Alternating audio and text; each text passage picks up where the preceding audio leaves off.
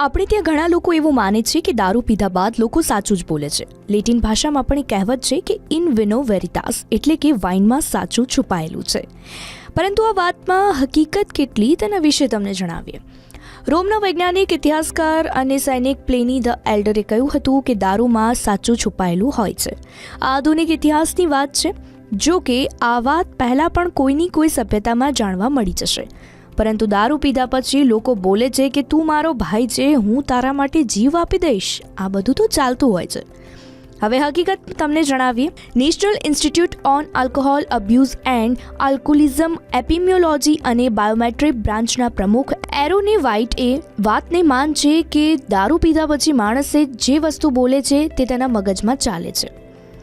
કેટલાક કિસ્સામાં વાત સાચી પણ હોઈ શકે છે. કદાચ એવું પણ બને કે સામેવાળા લોકો આ વાતને સાચી માની લે છે, જો કે બોલવાવાળાનો આવો કોઈ ઈરાદો ન હોય.